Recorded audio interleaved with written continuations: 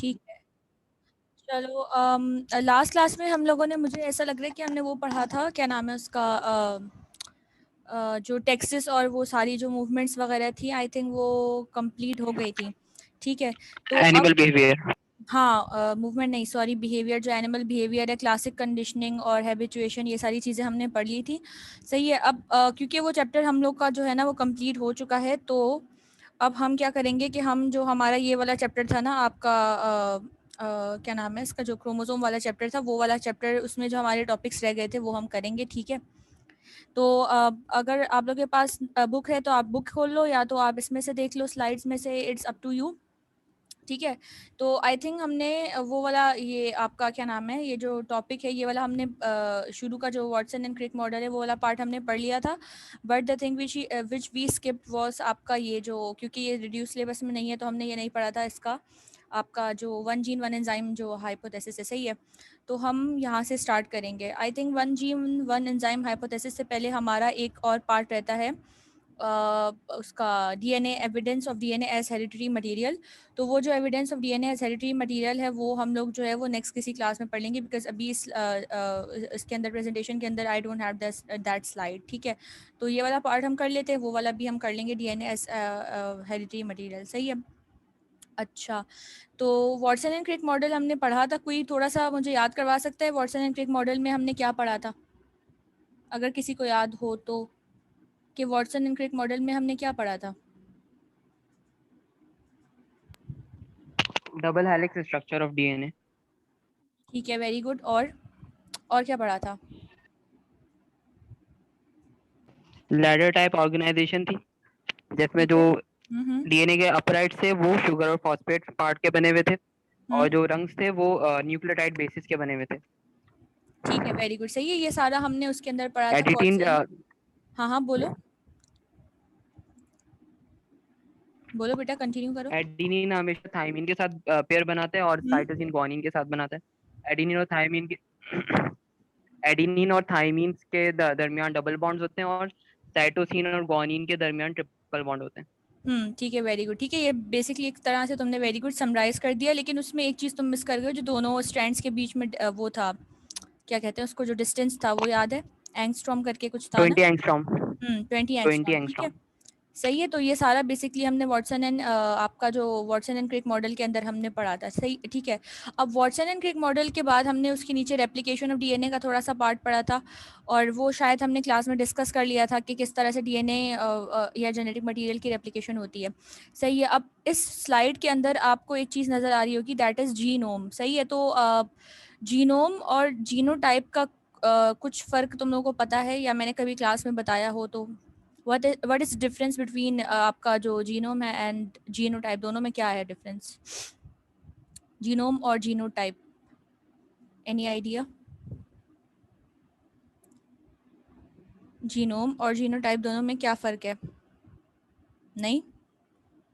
देखो यार, जीनोटाइप हमारे पास क्या होता है और जीनोम क्या होता है। जीनोम इस वाइडर या बिग स्केल पे हम एक एक टर्म को यूज़ करते हैं, तो वो आपका वो कहलाता है जीनोम। सही है यार, ये मेरा cursor,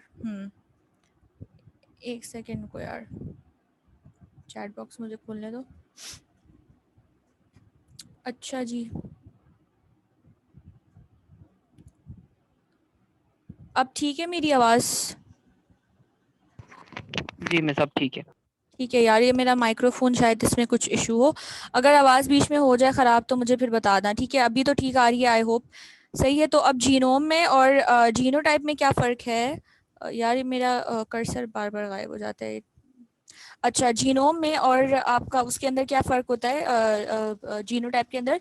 genome is basically the whole genomic constitution. अब देखो, अगर मैं कह रही हूँ कि कोई अगर इंसान है, उसकी जो हाइट है दैट इज़ शॉर्ट, तो पॉसिबली उसका जीनोटाइप क्या हो सकता है, that is small T and small T. सही है, ये क्या है, उसका जीनोटाइप है related to that particular character जिसकी मैं बात कर रही हूँ। अगर उसका सपोज करो मैं कह रही हूँ कलर ब्लैक है, तो हो सकता है उसका कैपिटल बी हो, कैपिटल बी हो, स्मॉल बी हो, समझिए मेरी बात। तो दैट इज द जीनोटाइप। अगर कलर उसका ऐसा है तो उसकी जीनोटाइप ऐसी है, उसकी हाइट ऐसी है तो उसकी जीनोटाइप ऐसी है।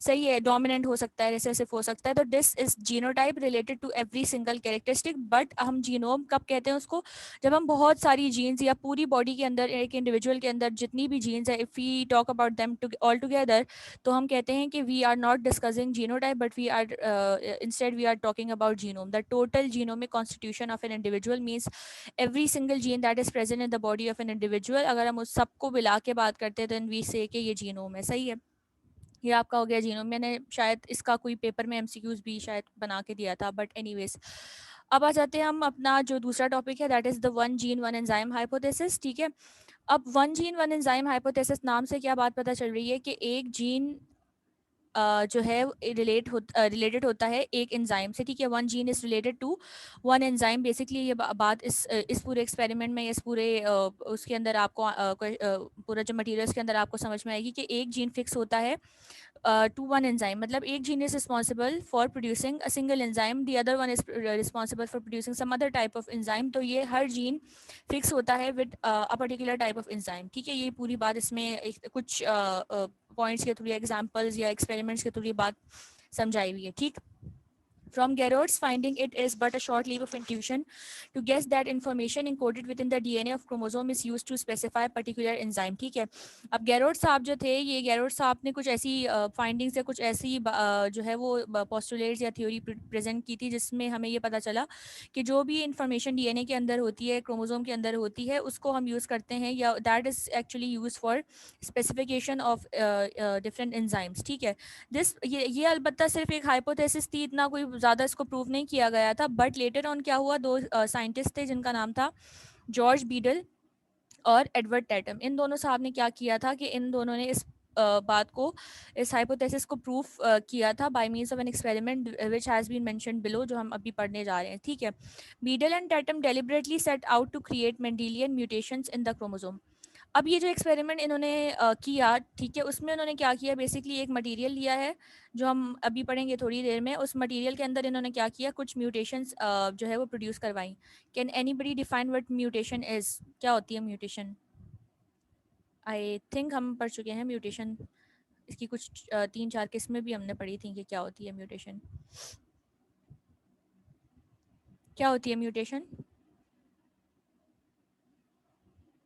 नहीं,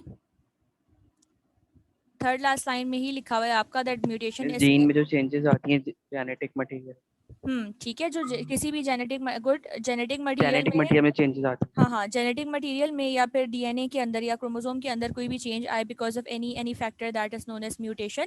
सही है, तो यहाँ पर इन दोनों ने क्या किया कि इन दोनों ने कुछ एक्सपेरिमेंट किया। उस एक्सपेरिमेंट में व्हाट दे एक्चुअली डिड कि उन्होंने जो भी मटेरियल लिया था उसके अंदर कुछ चेंजेस, कुछ म्यूटेशंस प्रोड्यूस करवाई थी, अपनी मर्जी की म्यूटेशन प्रोड्यूस करवाई थी, ताकि जो भी उनके पास रिजल्ट आए वो उसको अपने उसके अकॉर्डिंगली, प्लान के अकॉर्डिंगली स्टडी कर सकें। ठीक है, अच्छा, देखो ये लिखा हुआ है Mendelian mutations in the chromosome, then they study the effects of this mutation. यानी अपनी मर्जी की म्यूटेशन प्रोड्यूस करवाई जो उन्होंने स्टडी करनी थी, और जब वो म्यूटेशन के असरात आए या उसका इफेक्ट आया तो उन्होंने उसको स्टडी किया। ठीक है, this is what was done by both of them. Creating genetic differences. अब जेनेटिक डिफरेंस कैसे क्रिएट करेंगे ये लोग? Bye means of mutation. ठीक है, म्यूटेशन की वजह से कि हमारे पास चेंज हो जाता है, ऑल्ट्रेशन प्रोड्यूस होती है। So this is actually because of the mutation जो यहाँ पे की जाएगी अभी कुछ देर में। One of the Beadle and Tatum's experiments produced clear cut results. ठीक है, उन्होंने एक एक्सपेरिमेंट, बहुत सारे एक्सपेरिमेंट्स किए थे, but one of those experiments was, इस तरह का एक्सपेरिमेंट था कि that produced a very clear result. ठीक है, the researchers made an excellent choice of experimental organism, they chose the bread mould Neurospora. Neurospora नाम कभी सुना है? न्यूरोस्पोरा, अगर आपको याद हो देन आपने फर्स्ट ईयर में एक चैप्टर पढ़ा होगा किंगडम फंजाई। ठीक है, उस किंगडम फंजाई के अंदर हमारे पास 4 डिविजन्स होती हैं, उसकी टाइप्स होती हैं। जाइगो माइकोटा होती है, एस्को माइकोटा होती है, Basidiomycota, and then we have Deuteromycota. ठीक, तो इन चारों डिविजन्स के अंदर से जो न्यूरोस्पोरा है that belongs to the Ascomycota group. ठीक है, तो what is Neurospora? Neurospora is basically a fungus, fungi. और ये कौन सी ग्रुप्स कौन से उसके ग्रुप से करता है belong? It belongs to the Ascomycota. ठीक है, which is most probably the largest one, I think. I'm not sure, but it has around like 30,000 species, so most probably it is the one of the largest, ठीक है, group of fungi. तो Neurospora belong करता है आपका Ascomycota से, and this was the material that was chosen by middle साहब and Tatum साहब। ठीक है, इन्होंने ये चूज़ किया था मटेरियल। अच्छा, अब ये बेसिकली उन्होंने Neurospora a fungus that can readily B grown in the laboratory on a defined medium. Neurospora के अंदर क्या उन्होंने क्या किया कि न्यूरोस्पोरा मटेरियल चूज़ किया, और न्यूरोस्पोरा का फ़ायदा ये था कि you can see this in written in second line, the researchers made an excellent choice of experimental organism. अगर आपको याद हो तो मेंडल साहब ने भी बहुत समझदारी से जो मटेरियल था उसको चूज़ किया था। We also studied 3 to 4 points related to how that particular organism was fit for the experiment. ठीक है ना, तो यहाँ पर भी वही चीज़ है कि इन्होंने जो न्यूरोस्पोरा लिया था that was very suitable for this experiment and produced the desired results. तो ये एक अच्छा मतलब उन्होंने चूज़ किया था मटेरियल, अच्छी चॉइस थी। अब इस मटेरियल को चूज़ करने के बाद वर्ड डेट के उन्होंने उस को क्या नाम है फंगस जो न्यूरोस्पोरा उसको ग्रो किया इन डिफाइंड मीडियम।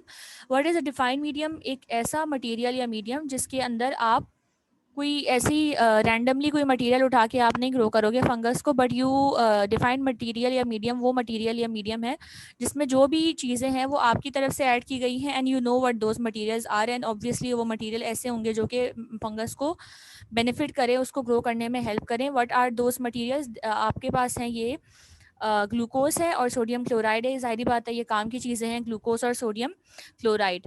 ठीक है, rather than some uncharacterise cell extract such as ground up yeast, इसके बजाय उन्होंने क्या किया, एक ऐसा मटेरियल चूज़ किया, एक ऐसा मीडियम चूज़ किया जिसके अंदर वी हैव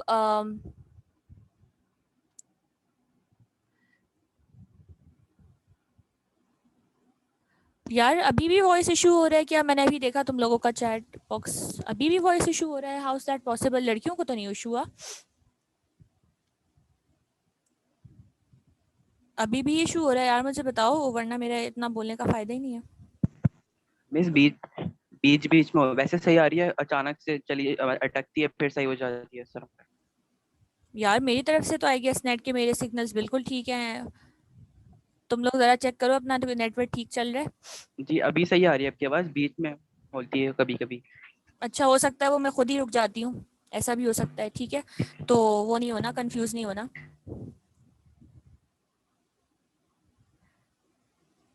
कुछ समझ भी नहीं आया? क्या नहीं समझ में आया फुरकान?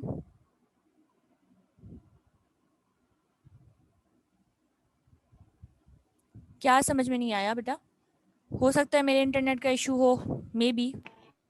वैसे एक दफा थोड़ा सा पहले से कहाँ से मुझे बताओ, मैं रिवाइज कर कर दें दूंगी इशू कोई। न्यूरोस्पोरा। न्यूरोस्पोरा से, चलो ठीक है। अच्छा, अब मुझे बताना अगर बीच में अटक जाए तो, ये ना हो मैं दोबारा पूरा बता दूं और फिर वो अटक जाए, मेरा नेट हो सकता है अनस्टेबल हो कनेक्शन। ठीक है, न्यूरोस्पोरा से दोबारा सुन लो।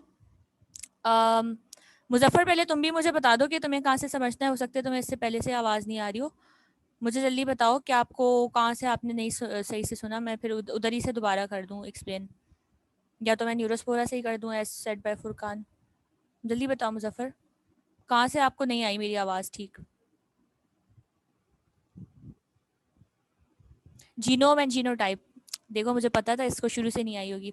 देखो यार, जीनोम और जीनोटाइप का क्या सीन होता है कि जीनोम बेसिकली आपके पास बॉडी के अंदर जितने भी जीन्स है ना उन सब का collection, if you talk about them collectively, ठीक है, तो हम क्या कहते हैं कि ये जीनोम है। सही है। जीनोटाइप हम कब कहते हैं कि जैसे अगर मैं सपोज करूँ कह रही कि यार किसी बंदे का कद है बहुत ज़्यादा लंबा है, so most probably that person has genotype of height, like उसकी या तो ट्रिपल कह रही हूँ, कैपिटल टी होगी और कैपिटल टी होगी, या हो सकता है कैपिटल टी स्मॉल टी हो। ठीक है, both of the possibilities can exist. तो ये जो पर्टिकुलर क्या कहते हैं कैरेक्टरिस्टिक्स से रिलेटेड जो हम कहते हैं जीनोटाइप है भाई, अगर होमोजाइगस है या हेट्रोजाइगस है, ठीक है, ये सब चीज़ें हम कहते हैं। तो ये डोमिनेंट है recessive, we say it related to the term genotype. सही है। अगर मैं कह रही हूँ जीनोम में, तो मतलब उसकी बॉडी में जितने भी जीन्स है भाई, कलर की है, हाइट की है, इंटेलिजेंस है, everything, if we collectively talk about anything that we then we say कि ये आपका क्या है, ये आपका जीनोम है, सही है। उसके बाद मैंने क्या बात की, उसके बाद मैंने ये बात की कि बीडल और एडवर्ड जो टैटम साहब है, उन्होंने क्या किया था, उन्होंने बेसिकली आपका जो है वो कुछ एक्सपेरिमेंट किए थे to prove this one gene one enzyme hypothesis. उसमें क्या होता है, बेसिकली एक जीन होता है वो एक एंजाइम के लिए फिक्स होता है। फॉर एग्जांपल एक जीन है तो वो एक ही तरह की एंजाइम बनाएगी, दूसरी जीन है वो अपनी तरह का बनाएगी, तीसरी जीन है वो अपनी तरह का बनाएगी। मतलब एक एंजाइम इज रिलेटेड, सॉरी, एक gene is related to a single enzyme, second one is related to the second enzyme. तो ये है one gene one enzyme hypothesis, ठीक है। फिर मैंने क्या बात बताई, फिर मैंने ये बात बताई कि बीडल और टैटम साहब दोनों ने क्या किया, ये दो साइंटिस्ट के नाम है, इन्होंने कुछ एक्सपेरिमेंट किए थे for the sake of proving this hypothesis. ठीक है, अभी तो ठीक है ना आवाज? मुझे बता दो, बीच में मुझे शक हो रहा है फिर मेरी आवाज जो है वो खराब ना हो गई हो, फिर मैं दोबारा रिपीट करूं, फिर समझ में ना आए तो मजा भी नहीं आएगा तुम लोग को सुनने में। ठीक है, चलो ठीक है। अच्छा, मैं क्या कह रही थी कि बीडल और एडवर्ड साहब ने क्या किया, इन्होंने एक्सपेरिमेंट किया, सही है। अब उस एक्सपेरिमेंट के लिए, जैसे आपको याद है, मेंडल साहब ने जल्दी से मुझे बताओ, मेंडल ने कौन सा मटेरियल चूज किया था? यहाँ तो न्यूरोस्पोरा किया था ना। अब मेंडल साहब ने पी कौन सा प्लांट। मुझे इसका नाम बताओ बोटेनिकल। ये तो था ना, लेकिन पीसीएम साथियम। पाइसम सटाइवम, ठीक है। तो वो उन्होंने बेसिकली प्लांट जो है वो यूज किया था फॉर एक्सपेरिमेंट, ठीक है। अब वो पाइसम सटाइवम पी प्लांट होता है, वो एक प्लांट है, ठीक है। बट यहाँ पर बीडल और टैटम साहब ने क्या किया, both of them chose a material that was Neurospora. मैंने ये बताया कि न्यूरोस्पोरा इज आपका एक फंगस है, ठीक है। और ये कौन से ग्रुप से बिलोंग करता है, ये एस्कोमाइकोटा से बिलोंग करता है। आपने पढ़ा होगा जाइगोमाइकोटा होता है, एस्कोमाइकोटा होता है, बेसिडियोमाइकोटा होता है, और चौथा होता है ड्यूटीरोमाइकोटा। ये चार ग्रुप्स है ना उसके फंगस के। बट ये जो आपका है ना, आपका ये जो न्यूरोस्पोरा, ये बिलोंग करता है एस्कोमाइकोटा ग्रुप से, सही है। ये चूज किया इन दोनों ने फॉर डूइंग द एक्सपेरिमेंट। और जिस तरह मेंडल साहब ने बहुत समझदारी से अपना मटेरियल चूज किया था, वैसे ही बीडल और टैटम साहब ने भी बहुत ज़्यादा ये जो मटेरियल चूज किया था न्यूरोस्पोरा, बहुत सोच समझ के किया था, and it was a very good material to perform this experiment, ठीक है।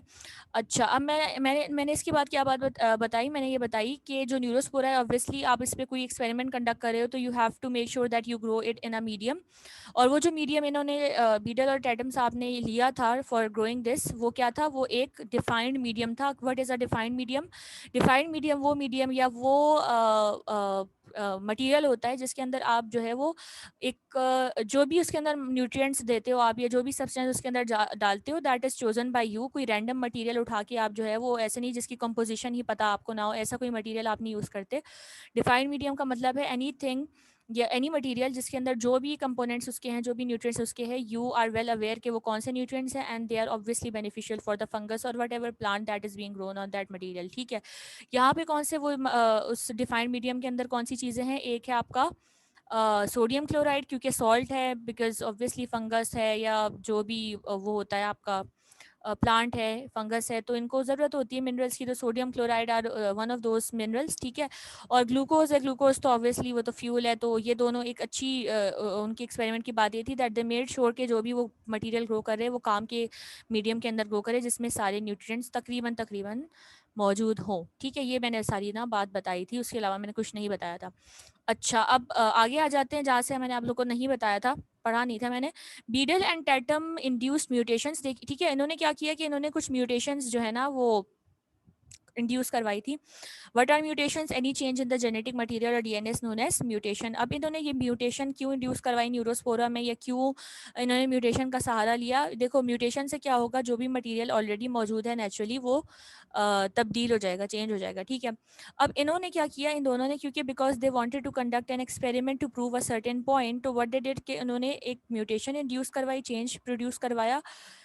क्यों करवाया? क्योंकि उस म्यूटेशन से वो अपनी मनपसंद चेंज को जो है वो प्रोड्यूस करवा सकते थे, और उस मनपसंद चेंज के अकॉर्डिंगली वो अपने रिजल्ट्स को हासिल कर सकते थे। इसलिए उन्होंने म्यूटेशन करवाई, ताकि उनको जिस टाइप का रिजल्ट चाहिए, जिस टाइप का एक्सपेरिमेंट वो करवाना चाह रहे हैं, वैसे ही उनके पास उसका रिजल्ट आए, कंक्लूजन आए, ठीक है। अच्छा, अब उन्होंने कैसे म्यूटेशन इंड्यूस करवाई, ये भी एक सवाल है कि भाई कैसे म्यूटेशन प्रोड्यूस की। तो म्यूटेशन के सोर्सेस हम आई थिंक क्लास में, I guess we have discuss या नहीं किया डिस्कस, तो आपकी नज़रों से तो गुजरा होगा। आयनाइजिंग रेडिएशन है, अल्ट्रावायलेट रेज है, ठीक है, कुछ केमिकल्स भी हो सकते हैं। So any of these material can be use for inducing mutation in anything. सही है। अब यहाँ पे इन्होंने क्या किया, एक्सरेज को यूज़ किया था म्यूटेशन इंड्यूस करवाने के लिए। आपको नजर आ रहा होगा लिखा हुआ है that Beadle and Tatum induced mutations by exposing Neurospora spores to X-rays. ठीक है, इन्होंने क्या किया, इन स्पोर्स को एक्सपोज करवाया एक्सरेज से। एक्सरे की वजह से क्या होगा, उसके अंदर चेंज या म्यूटेशन प्रोड्यूस हो जाएगी, exactly what they wanted to do. They then allowed the progeny, progeny means जो ऑफस्प्रिंग है या जो नस्लें हैं, ठीक है, जो आगे चिल्ड्रन है, they are known as progeny. तो they then allowed the progeny to grow on complete medium. ठीक है, अब इन्होंने क्या किया कि इन्होंने जो न्यूरोस्पोरा जो फंगस लिया था उसको अच्छे से मीडियम पे ग्रो किया। ग्रो करवाने के बाद ऑब्वियसली फंगस है तो वो रिप्रोड्यूस करेगा।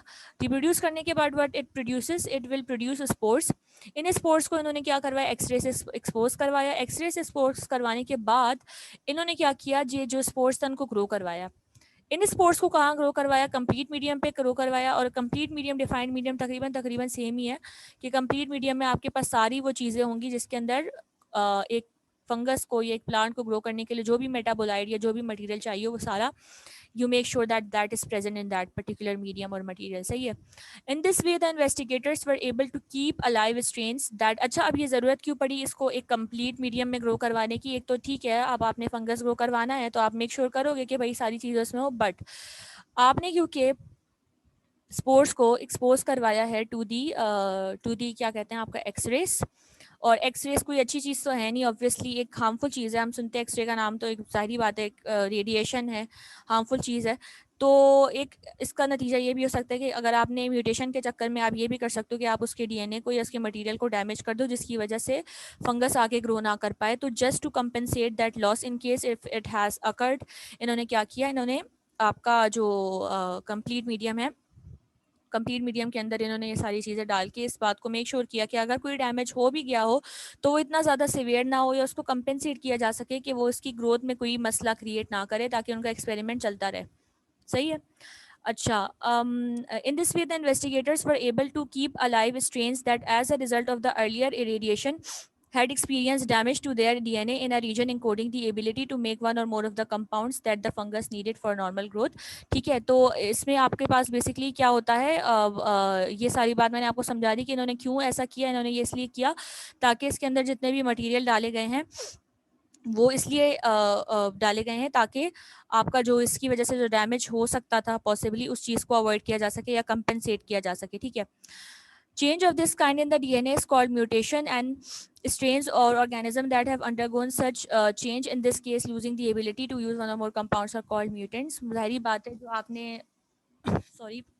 जो भी आपने मटेरियल लिया है जिसके अंदर आपने जिसको एक्सपोज करवाया है टू दी एक्स रेस, उस एक्सपोजर की वजह से जो म्यूटेशन आपने प्रोड्यूस की है, तो जो चेंज आया है ऑर्गेनिज्म के अंदर, ऑब्वियसली आपने क्या कर दिया, उसके जेनेटिक मटेरियल को चेंज कर दिया है। तो हम क्या कहेंगे, जो हमने चीज़ प्रोड्यूस की है दैट इज़ अ म्यूटेंट। सही है, यहाँ तक बात क्लियर है मेरी।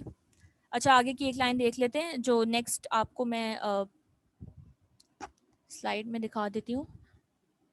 यस, यहाँ पे है, Beadle and Tatum develop 3 different mutant strains of Neurospora by irradiating the spores by X rays and ultraviolet rays. ठीक है, ये वाली बात हमने देख ली कि ये क्या करते हैं, ये बेसिकली इनको एक्सपोज करवाया था इन्होंने एक्स रेज से, अल्ट्रा वायलेट रेज से, और इसके बाद हमारे पास क्या 3 अदद म्यूटेंट इन्होंने प्रोड्यूस करवाए थे, यानी 3 ऐसी चीज़ें जिसके अंदर म्यूटेशन हुआ और चेंज प्रोड्यूस हुआ था। ठीक है, यहाँ तक बात क्लियर है। यहाँ तक बात क्लियर है बेटा? जी मिस क्लियर। ठीक है, अब आगे आ जाते हैं। तो हमारे पास आगे क्या चीज़ें हैं, द 3 म्यूटेंट स्ट्रेन्स। अच्छा, यहाँ पे हमने क्या किया, म्यूटेशन प्रोड्यूस करवाई, म्यूटेशन की वजह से जो चीज़ प्रोड्यूस हुई that is known as a mutant. ठीक है, अब क्या हुआ, that the 3 mutant strains had following characteristic. जो आपने यहाँ पे चेंज जो किया डीएनए को और जो एक नया वेरिएंट्स प्रोड्यूस किए हैं जिसको हम म्यूटेंट कह रहे हैं। ठीक है, उस म्यूटेंट के अंदर बेसिकली हमारे 3 टाइप की म्यूटेंट प्रोड्यूस है, म्यूटेंट 1, म्यूटेंट 2 और म्यूटेंट 3, यानी 3 तरह की आपने वैरायटी प्रोड्यूस कर ली because of the exposure to the X rays. अब जो 3 म्यूटेंट्स आपके पास प्रोड्यूस हुए हैं उनका नाम क्या है, म्यूटेंट 1, म्यूटेंट 2 और म्यूटेंट 3। अब म्यूटेंट 1, म्यूटेंट 2, म्यूटेंट 3 के अंदर जो चेंजेस है वो कुछ इस तरह से हैं that mutant 1 would grow if O, C और A were added to the minimal medium.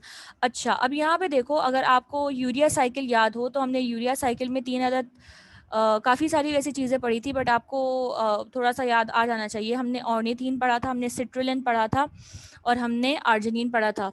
ये तीनों हैं क्या, मुझे कुछ बता सकते हो तुम लोग? What are they are carbohydrates, they are proteins, या क्या है, लिपिड्स हैं, क्या है? ऑर्निथीन, सिट्रुलिन, आर्जिनिन, ये क्या चीज़ें हैं? शायद अमाइनो एसिड्स हैं। हाँ एग्जैक्टली, गुड अब्दुल्ला। ठीक है, ये क्या है हमारे पास? अमाइनो एसिड्स हैं। ठीक है, अब म्यूटेंट 1, म्यूटेंट 2 और म्यूटेंट 3 हमारे पास हैं, तो इनमें बेसिकली डिफरेंस क्या है? अब mutant 1 would grow if O, C और A वर एडेड। एक काम करते हैं, ये जो तीनों चीज़ें हैं वो मैं नीचे वाली लाइन पढ़ने के बाद आपको बताऊंगी तो ज़्यादा आपको समझ में आएगा। सबसे लास्ट में देखो इस स्लाइड के, तो आपको नज़र आएगा सम लिखा हुआ है, सम प्रायर सब्सटेंस, उसके बराबर में लिखा हुआ है जीन 1, नीचे लिखा हुआ है O, फिर लिखा हुआ है जीन 2, फिर लिखा हुआ है C, फिर लिखा हुआ है gene 3 and then there is written A। ठीक है, अब होता क्या है यहाँ पे, बेसिकली हमारा ये पूरा एक चेन ऑफ रिएक्शन दिखाया हुआ है। सही, अगर आप नेक्स्ट स्लाइड में देखो तो ये भी मैं दिखाई देती हूँ। इस स्लाइड में देखो तो यहाँ पे भी आप देख सकते हो, अगर आप नीचे देखो तो एसिटाइल कोलिन है, फिर एरो बना हुआ है, देन देयर इज ऑर्निथीन, फिर यहाँ पे एंजाइम F है, फिर सिट्रुलिन है, फिर एंजाइम G है, then argininosuccinate and then finally arginine है। ठीक है, इस डायग्राम में मत जाओ, ये ज़्यादा कंफ्यूजिंग है। Let's keep it till here. अब देखो होता क्या है, हमारे पास ये पूरी चेन ऑफ रिएक्शन है। नंबर 1, आपके पास कोई सब्सटेंस है, उस सब्सटेंस को आपने कन्वर्ट किया इनटू ऑर्निथीन। ठीक है, अब ऑर्निथीन के अंदर कौन सी चीज़ कन्वर्ट कर रही है इस चीज़ को? That is gene 1। कोई भी सब्सटेंस है आपके पास, फॉर एग्जांपल यहाँ पे एसिटाइल कोलिन है, तो इस एसिटाइल कोलिन को ऑर्निथीन के अंदर कन्वर्ट किया है कौन सी जीन ने? जीन नंबर 1 ने। ठीक है, ये पहला स्टेप हो गया। दूसरा स्टेप क्या होगा? इस ऑर्निथीन को कन्वर्ट किया जाएगा इनटू सिट्रुलिन। कौन करेगा इसको कन्वर्ट? Gene number 2। ठीक है, ये आपका दूसरा स्टेप हो गया। तीसरा स्टेप क्या है? तीसरे स्टेप में आप ये जो आपका सी लिखा हुआ है, that C will be converted into A या आर्जिनिन, और ये कौन करवाएगा? ये आपका जीन नंबर 3 करवाएगा। This is the whole sequence of events. ठीक है, नंबर 1 पे आपके पास जीन 1 है, जीन 1 क्या करेगा? किसी भी सब्सटेंस को चेंज करवाएगा इनटू ऑर्निथीन। जीन 2 ऑर्निथीन को चेंज करेगा सिट्रुलिन में। जीन 3 क्या करेगा? सिट्रुलिन को चेंज करेगा इनटू आर्जिनिन। ठीक है, ये बात समझ में आ गई। अब देखो म्यूटेंट 1, 2 और 3 में क्या बात बताई हुई है। सही है, Beadle and Tatum suggested a hypothesis for these observations. According to them, each mutation altered a single gene.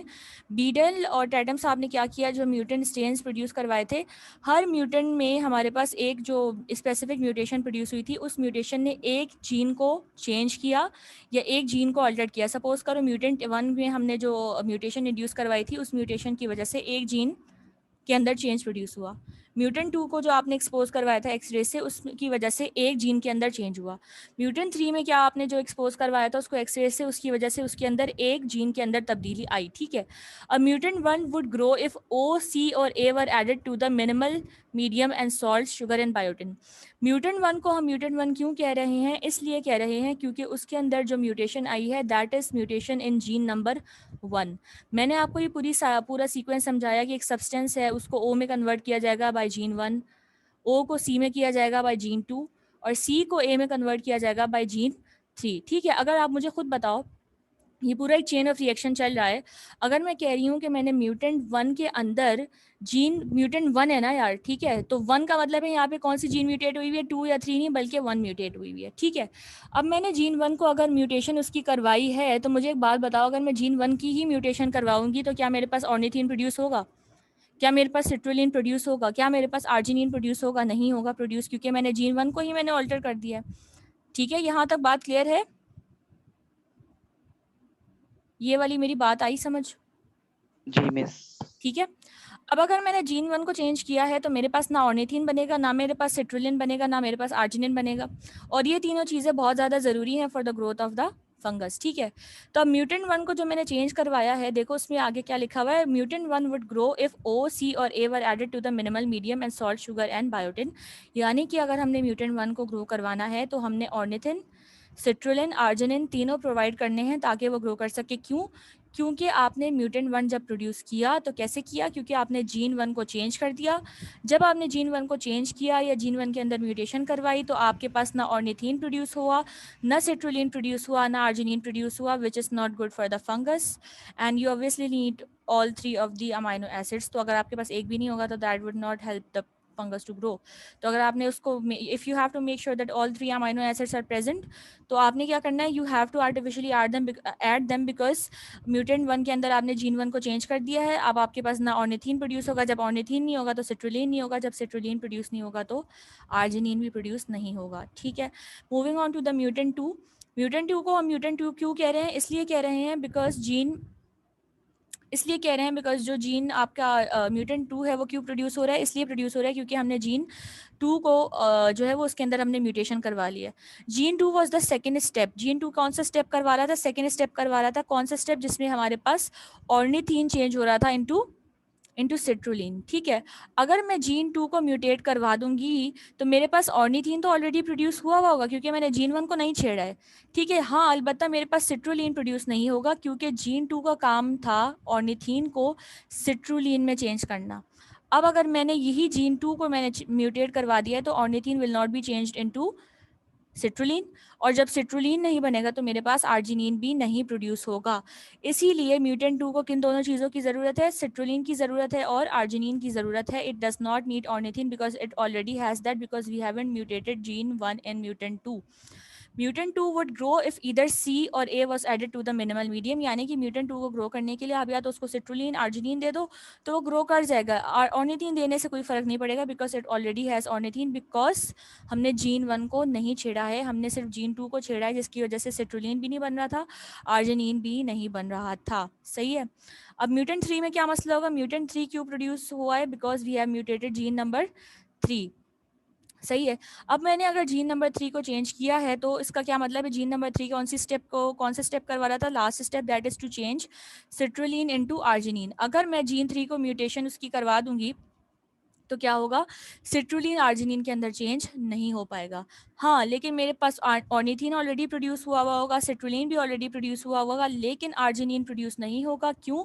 क्योंकि मैंने वो स्टेप या वो जीन ही मैंने चेंज करवा दिया जो कि आर्जिनिन प्रोड्यूस करवा रहा था, दैट वाज जीन 3, तभी मेरे पास म्यूटेंट 3 प्रोड्यूस हुआ है। और इसमें जब भी आपके पास लिखा हुआ है कि mutant 3 would grow only if A was added या only if arginine was added, because मेरे पास citrulline भी है, ornithine भी है, the only thing which is missing because of the mutation of gene 3 is arginine, जो कि अगर मैं दूंगी तो it would grow। हाँ, अगर if you will give ornithine citrulline it will not have any effect because they are already present, क्योंकि हमने gene 1 को नहीं छेड़ा, we haven't done anything to gene number 2 as well। Is it clear up till now? यार clear है ये बात? I know थोड़ी सी डिफिकल्ट चीज़ है, बट मुझे बता दो अगर नहीं आया समझ तो no issue, I will repeat it. नहीं मिस, थोड़ा बहुत आ गया है। थोड़ा बहुत आ गया से क्या मुराद? क्या तुम्हें थोड़ा बहुत नहीं आया? बता दो यार, मैं कोई डांटूंगी नहीं, नहीं मुझे मतलब ये है कि एक कोई दफा बात नहीं खुद से क्लियर है तो पढ़ना पड़ेगा तो आ जाएगा। नहीं यार, मुझे बताओ सही से क्या नहीं समझ में आया। अब तुमने बोल दिया तो तुम्हें बताना पड़ेगा। कौन सी थोड़ी बात? सी कंफ्यूजन हो रही थी, थोड़ी सी ये कंफ्यूजन हो रही थी ये चेंजिंग वगैरह में, मगर एक दफा खुद रीड करूंगा तो मेरी समझ आ जाएगा। कौन से स्टेप में कंफ्यूजन है मुझे बताओ, क्या हो सकता है क्लियर हो जाए। मिस एंडिंग में ही। एंडिंग में ये म्यूटेंट वाले पॉइंट्स में, म्यूटेंट 1 2 3। जी देखो, अब इसमें बेसिकली अब्दुल्ला हुआ क्या है, मेरे पास यहाँ पे, अब मैं एनोटेट करके कैसे बताऊँ तुम लोगों को, रुको। एक काम करते हैं कि इसको जो है वो मैं कल हो सकता है किसी प्रेजेंटेशन में ऐड कर दूँ या तुम लोगों को मैं वॉइस नोट पे समझा दूँ, बिकॉज मुझे लग रहा है टाइम जो है वो, क्योंकि जूम पे we are only allowed 40 minutes, तो शायद क्लास एंड होने वाली हो, किसी भी टाइम ये एंड हो सकती है, बट जल्दी से सुन लो। देखो, ये पूरा एक साइकिल चल रहा है। तुम एक काम करो अब्दुल्ला, तुम्हारे पास बुक है अभी? जी मिस है। बुक है तो तुम जो पेज नंबर है ना आपका, क्या है, पेज खुला हुआ होगा आपके पास, 154 है, ठीक है। उसमें तुम एक काम करो, नीचे जो लिखा हुआ है ना सम प्रायोर सब्सटेंस, उसमें तुम जो सम प्रायोर सब्सटेंस लिखा हुआ है उसके आगे एक एरो बनाओ। वो एरो का जो मुंह है वो ओ की तरफ हो, फिर ओ के बाद एक एरो बनाओ जिसका मुंह सी की तरफ हो, और सी के बाद एक एरो बनाओ जिसका मुंह ए की तरफ हो। ठीक है, ये पूरे एरोज बनाओ। बना लिए। अब जो पहला एरो आपने बनाया है, कहाँ बनाया है पहला एरो? ओ के बीच में और प्रायोर सब्सटेंस के बीच में बनाया है। ठीक है, बनाया है पहला एरो, सही है। उस पहले एरो के ऊपर आपने क्या लिख दिया? Gene number 1। सही है, लिखा हुआ है वैसे, एरो बना लो एक और, या एक पॉइंटर सा बना लो कि ये जो पूरा एक्सपेरिमेंट है या जो पूरा रिएक्शन है, ये कौन करवा रहा है? जीन नंबर 1 करवा रहा है। सही है। अब जीन नंबर 1 देखो, अब अब्दुल्ला तुम्हें पता है ना कि हमारे पास कोई भी अगर बॉडी के अंदर रिएक्शन हो रहा हो तो एंजाइम उसको स्पीड अप करते हैं या करवाते हैं एंजाइम, ऐसी बात है। ठीक है, तो अब हमारे पास यहाँ जो प्रायोर सब्सटेंस है, उस प्रायोर सब्सटेंस को ऑर्निथीन के अंदर चेंज करने वाली कौन सी चीज़ है? मैंने आपको एरो बनवाया, एरो के ऊपर मैंने क्या कहा? आपको लिख दो जीन नंबर 1। तो इस प्रायोर सब्सटेंस को ऑर्निथीन के अंदर कौन सी चीज़ तब्दील कर रही है? Gene number 1। अगर मैं जीन नंबर 1 के अंदर म्यूटेशन करवा दूंगी तो मेरे पास क्या चीज़ प्रोड्यूस होगी? म्यूटेंट 1 प्रोड्यूस होगा। सही है। अब मैंने आपको इस ओ के बाद एक एरो बनवाया है, फिर सी के बाद एक एरो बनवाई है, पूरा रिएक्शन चल रहा है। अब मुझे एक बात बताओ, अगर मैंने जीन 1 को म्यूटेट करवा दिया है, उसको चेंज करवा दिया है, मेरे पास क्या ऑर्निथीन प्रोड्यूस होगा? यस और नो? नो। नहीं प्रोड्यूस होगा ना। अगर ऑर्निथीन, मैंने ऑर्निथीन के बाद तुम्हें एरो बनवाया आगे, ठीक है, यस मिस। सही है। अब मुझे बात बताओ, अगर मेरे पास ऑर्निथीन प्रोड्यूस नहीं होगा तो जो मैंने आपको एरो बनवाया है, फिर एरो के बाद सी है, फिर सी के बाद ए है, ये सब सी और ए प्रोड्यूस हो पाएगा? नहीं हो पाएगा अगर वो नहीं हो नहीं है पाएगा। ठीक है ना, तो ना मेरे पास ओ बन रहा है, ना मेरे पास सी बन रहा है, ना मेरे पास ए बन रहा है। किस में नहीं बन रहा? म्यूटेंट 1 में मेरे पास ये तीनों चीजें नहीं बन रही है। क्यों नहीं बन रही? क्योंकि मैंने जीन नंबर 1 को म्यूटेशन उसकी करवा दी है। सही है। अब म्यूटेंट 1 को, क्योंकि आपने अभी मुझे आपने ही बताया था कि ये तीनों क्या है? ओ सी ए, ये अमाइनो एसिड है, ऑर्निथीन, सिट्रुलिन, आर्जिनिन। ये तीनों अमाइनो एसिड ग्रोथ के लिए फंगस की बहुत ज़्यादा ज़रूरी होते हैं। अगर मैंने जीन के अंदर जीन नंबर 1 को म्यूटेशन करवा दिए, मैंने म्यूटेंट 1 बना दिया है, तो मेरे पास ना ऑर्निथीन होगा, ना सिट्रुलिन होगा, ना आर्जिनिन होगा, तो क्या ये ग्रो कर पाएगा? नहीं कर पाएगा। इसीलिए अगर मैं चाह रही हूँ कि म्यूटेंट 1 ग्रो करे, तो मेरे पास, क्योंकि ये तो तीनों एंजाइम नेचुरली तो गायब है क्योंकि मैंने म्यूटेशन करवा दिए, तो मैं क्या करूंगी? आर्टिफिशियली ऑर्निथीन, सिट्रुलिन, आर्जिनिन मुझे खुद से ऐड करना पड़ेगा ताकि ये ग्रो कर सके। म्यूटेंट 1 के आगे देखो, ये आपको पॉइंट लिखा हुआ नजर आ रहा होगा कि mutant 1 would grow if ornithine, citrulline और arginine were added to the minimal medium. क्योंकि मैंने जीन 1 को म्यूटेशन करवा दी है, ये खुद से नहीं प्रोड्यूस होगा, मुझे आर्टिफिशियली ऐड करना पड़ेगा क्योंकि मैंने जीन 1 को चेंज करवाया, इस जिसकी वजह से ना मेरे पास ओ बनेगा, ना उसकी वजह से सी बनेगा, ना उसकी वजह से ए बनेगा। बात आई समझ में अब मेरी? जी। ठीक है, इसी तरीके से म्यूटेंट 2-3 का भी, अगर मैं जीन 2 को चेंज कर दूंगी, मैंने आपको एरो बनवाया है ओ और सी के दरमियान, उसके ऊपर मैंने लिखवाया आपको जीन 2। ठीक है, जीन 1 बिल्कुल ठीक है अपनी जगह, जीन 1 ठीक है, इसका मतलब है मेरे पास ऑर्निथीन बनेगा। अगर मैंने जीन 2 को चेंज करवा दिया, मेरे पास ऑर्निथीन तो ठीक से बन गया है, लेकिन मेरे पास क्योंकि जीन 2 मैंने चेंज करवा दिया है, तो ना मेरे पास सिट्रुलिन बनेगा और ना मेरे पास आर्जिनिन बनेगा। ठीक है, मैं कौन से म्यूटेंट की बात करी? Mutant number 2। क्योंकि इस जीन 2 की म्यूटेशन की वजह से मेरे पास ना सिट्रुलिन है, आर्जिनिन भी नहीं है, तो मैं, जाहिर बात है, मेरे पास जिस चीज़ की कमी होगी मैं वही चीज़ लूंगी ना यार। सही है। तो मेरे पास यहाँ पे ऑर्निथीन तो मौजूद है, लेकिन मेरे पास सिट्रुलिन और आर्जिनिन नहीं है, इसीलिए मुझे ये, क्योंकि नेचुरली ये चीज़ें नहीं है, तो मुझे आर्टिफिशियली ऐड करना पड़ेगा। इसीलिए म्यूटेंट 2 के आगे देखो लिखा हुआ है, mutant 2 would grow if either citrulline और arginine was added to the medium. ये दोनों चीज़ें मैं दूंगी तो ये ग्रो करेगा। ठीक है, या तो मैं सिट्रुलिन दे दूं या तो मैं आर्जिनिन, दोनों साथ दे दूं। ऑर्निथीन देने से कोई फर्क नहीं पड़ेगा क्योंकि ऑर्निथीन ऑलरेडी प्रोड्यूस हुआ है, क्योंकि हमने जीन 1 को नहीं छेड़ा है, जीन 1 की वजह से ऑर्निथीन बन रहा था। अब आई बात समझ में? जी मिस आ ठीक है, अच्छा, हमारी मीटिंग का टाइम एंड हो रहा है, कुछ और पूछना है? ये थोड़ा सा रहता है, ये हम जो है वो कल इंशाल्लाह क्लास में डिस्कस करेंगे, अभी हमारे पास we do not have any time. कुछ पूछना है या should I end the meeting? बाकी सबको क्लियर है बच्चों? ठीक है यार, I am ending this meeting, इंशाल्लाह फिर कल क्लास में फिर हम स्टडी करेंगे इसको। ठीक है।